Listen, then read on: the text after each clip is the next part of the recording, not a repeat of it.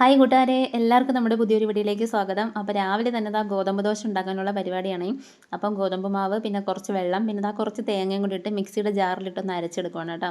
ഞാൻ നേരത്തെയൊക്കെ ആണെങ്കിൽ തവിയിട്ട് ഇങ്ങനെ ഇളക്കി ഇളക്കി ഇളക്കിയാണ് മാവ് കട്ടയില്ലാതെയൊക്കെ ആക്കി എടുത്തിട്ട് തേങ്ങയൊക്കെ ഇട്ട് ചുടുന്നത്.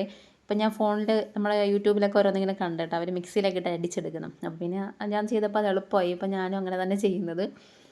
അപ്പോൾ ഇതാ ദോശ ചുട്ടെടുക്കുകയാണ്. എനിക്ക് മോൾക്കും വേണ്ടി മാത്രമാണ് കേട്ടോ. ഇക്കാക്കുന്ന പഴങ്കഞ്ഞിയാണ്. അപ്പം അവൾക്ക് സ്കൂളിലും കൊടുത്തു വിടണം, അതുപോലെ നമുക്ക് കഴിക്കുകയും വേണം. അപ്പോൾ അതിന് കണക്കാക്കി കുറച്ച് മാവേ കലക്കി എടുത്തിട്ടുള്ളൂ കേട്ടോ. എനിക്ക് ഗോതമ്പ് ദോശ ഭയങ്കര ഇഷ്ടമാണ്. പക്ഷേ എനിക്ക് അതിൻ്റെ കൂടെ കൂട്ടാനായിട്ട് ഇഷ്ടമെന്ന് വെച്ചാൽ ചമ്മന്തിക്കറിയാണ്. പക്ഷേ ഇന്നലെ വെച്ച കുറച്ച് ചിക്കൻ കറി ഉള്ളതുകൊണ്ട് അതും കൂട്ടി കഴിക്കാമെന്നാണ് വിചാരിക്കുന്നത്. അപ്പോൾ അവൾക്ക് ചിക്കൻ കറിയൊക്കെ കുറച്ച് ഇഷ്ടമാണ് കേട്ടോ. അപ്പോൾ സ്കൂളിൽ അത് കൊടുത്തുവിട്ട് അവളത് കഴിച്ചോളും. അപ്പോൾ ഞാൻ അവൾക്ക് കുറച്ച് ഒരു ദോശയും അതുപോലെ കുറച്ച് ചാറും ഒരു പീസുമായിട്ട് രാവിലെ കൊടുക്കാൻ പോവുകയാണ് കേട്ടോ. രാവിലെ എന്തെങ്കിലും ഒന്ന് വാരിയൊക്കെ കൊടുത്താൽ അവൾ വയറ് നിറച്ച് വല്ലതും കഴിച്ചോളും. അല്ലെങ്കിൽ ഭയങ്കര മടിയാണ് കേട്ടോ. തനിയെ തിന്നാൻ വിട്ടാൽ ഇങ്ങനെ ഞവടി ഞവടി ഇരിക്കുന്നതല്ലാതെ കഴിക്കൂല. നമ്മുടെ മിക്ക പിള്ളേർക്കും അങ്ങനെയാണെന്ന് തോന്നുന്നു. അവർക്ക് രാവിലെ എന്തെങ്കിലും കഴിക്കാൻ ഭയങ്കര മടിയാണ് കേട്ടോ. പിന്നെ ഞാൻ അവൾക്ക് സ്കൂളിൽ കൊണ്ടുപോകാനും ഗോതമ്പ് ദോശ തന്നെ. അപ്പോൾ അതും കറിയും ചിക്കൻ കറിയൊക്കെ എടുത്തിട്ടുണ്ട്.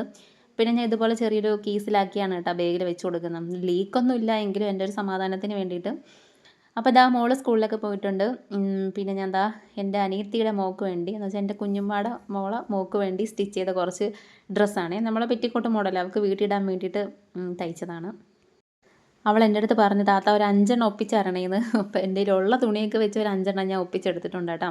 നമ്മൾ സ്റ്റിച്ച് ചെയ്തതിൻ്റെയൊക്കെ ബാക്കി തുണികളൊക്കെ ഇല്ലേ, അതൊക്കെ വെച്ചിട്ടാണ് ഈ രീതിയിലൊക്കെ ഒന്ന് ആക്കി എടുത്തേക്കുന്നത്. അപ്പം എങ്ങനെയുണ്ട്, കൊള്ളാമോ കൊള്ളാമോ എന്ന് പറഞ്ഞിട്ട് ഞാൻ ചോദിച്ചത്.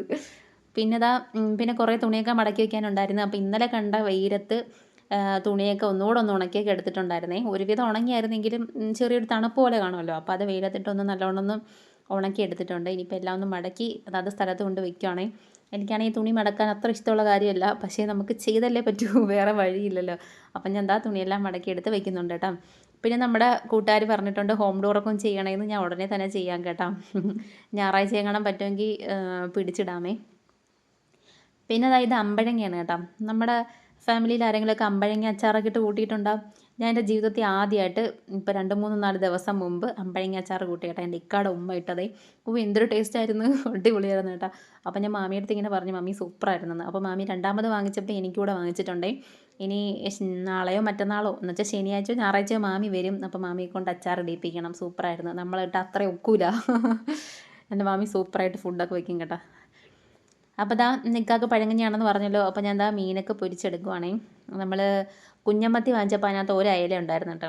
അപ്പോൾ ആ അയല എടുത്ത് ഞാൻ ഇക്കാക്ക് വേണ്ടി പൊരിച്ചിട്ടുണ്ട്. പിന്നെ നാരങ്ങ അച്ചാറുണ്ടായിരുന്നു. അതുപോലെ ഇക്കാക്ക് സവാള ഭയങ്കര ഇഷ്ടമാണ് കേട്ടോ. അപ്പോൾ അതും കൂട്ടി ഇക്ക പഴങ്കഞ്ഞി കുടിച്ചേ. അപ്പോൾ ഇന്നത്തെ ചെറിയൊരു വീഡിയോ ഇതാണ്. ഇഷ്ടപ്പെട്ടെങ്കിൽ എല്ലാവരും ലൈക്ക് ചെയ്ത് സപ്പോർട്ട് ചെയ്യണേ.